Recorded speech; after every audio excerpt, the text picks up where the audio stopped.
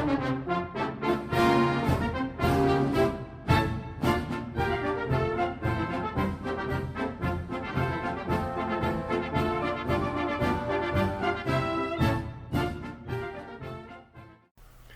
dear psychology students, and welcome back once again to psychology class. And this lecture is going to have to do with Sigmund Freud and his theory of personality.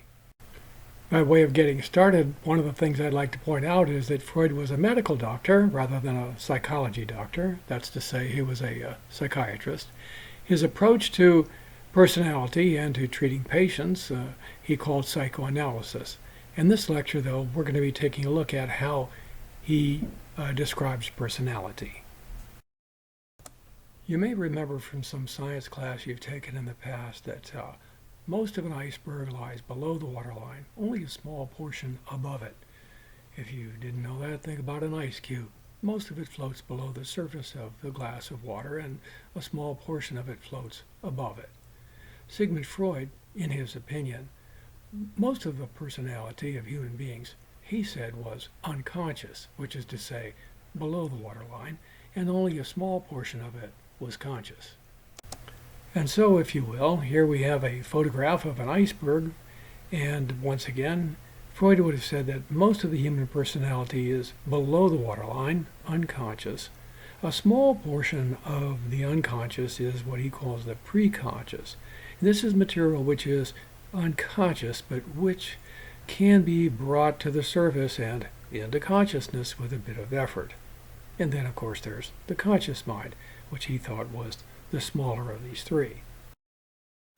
What we were taking a look at a moment ago were the levels of the personality. Now let's take a look at what he called the three parts of the personality.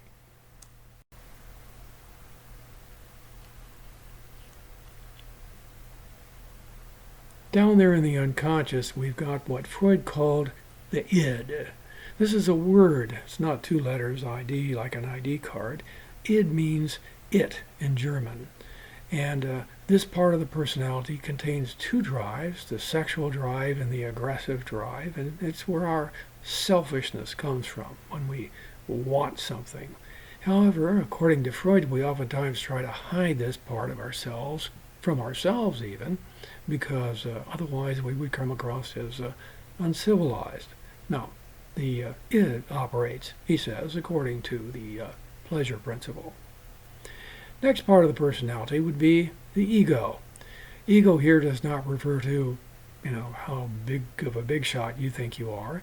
Instead, it's one's ability to function in the real world consciously and logically. And this part of the personality he thinks is smaller than the id. Then the remaining part is called the superego. If I were to add it to a drawing, these would show up as clouds in the sky, perhaps with angels sitting up there. And this is where our morals are. If our id tells us what we want to do, if our ego tells us what we can realistically do, our superego tells us what we should and should not do. Sometimes in life, these three parts of the personality are in agreement with each other. Let's say you're married. You look at your spouse, she looks at you, it's Saturday night, the kids are asleep, and one of you says, let's go in the other room and make love.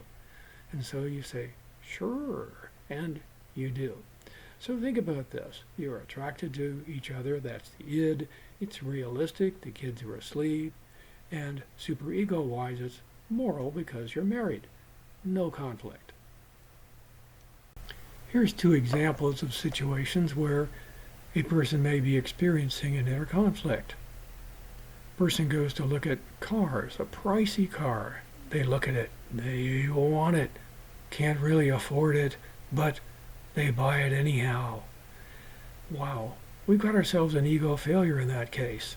The person's ability to be rational and logical was overwhelmed by a more basic drive, the aggressive drive, the selfish drive underneath it all. Or a second situation, as we go down the list there, a person is sexually attracted to someone else. That's their id at work. They're married. And they think, morally this isn't right. but perhaps realistically they still pursue a possible opportunity. Well, and then they perhaps feel some guilt over it as well, because then their superego is in conflict with their id. You've already heard from me earlier in the course that Freud was very interested in human sexuality. He was doing his work in a time period when Western culture was much more conservative than it is today. I'd like to show you a film which was considered obscene in Freud's era, but would not even catch a glance nowadays. From the Library of Congress in Washington, D.C. You may remember that earlier in the course I said to you that during Freud's era, sexuality was looked down upon. It was seen as biologically necessary, but otherwise you should not be enjoying it, or you'd be turning your face away from God.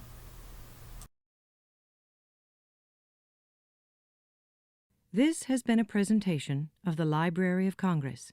Visit us at loc.gov. So Freud in his work was very much involved in treating people with what he called hysteria. We'd now call it conversion disorder. This was a situation where a person, perhaps even sexually attracted to their own spouse, then felt guilty because of it, because their superego was too strong. This led to the load of human misery at that particular time. What Freud did in his work was psychoeducation. He helped first his clients discover that they did have sexual feelings and that they need not feel guilty about having them. And in the process of doing so, then, he was able to help his clients overcome their misery. But he was also a great writer and shared these ideas with the rest of the world. And in the process of doing so, accidentally ended up changing Western civilization.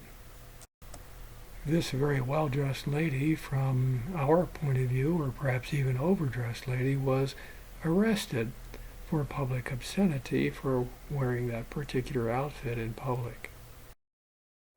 And now, just for fun, well, for education too, let's watch a brief clip from a major movie of the 1930s set in the Old West, where a rather nice but coarse fellow tries to remember his manners and not say the word leg in the presence of a lady.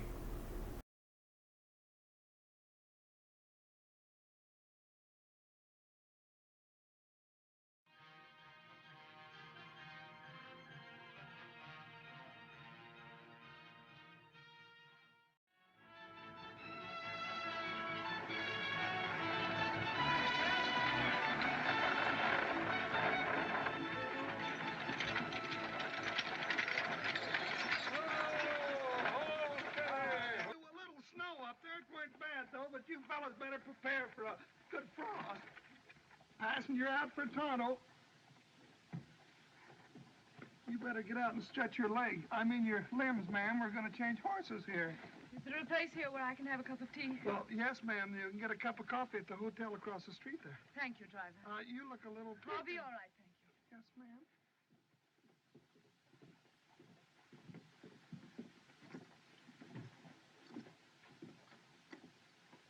I'll take that, Dallas. Oh, thanks.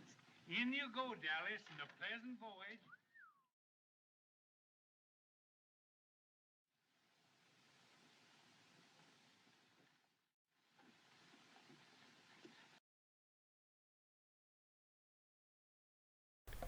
And now what I'd like to do is one more rather special thing. Let's take a look at those persons who lack a superego. They're going to have an id, which gives life its you'll remember, and they're also going to be realistic. People who lack a superego are called psychopaths, sometimes sociopath. The words psychopath and psychotic do not mean the same thing. Loosely speaking, psychotic roughly means crazy, out of touch with reality. Psychopath, though, very different.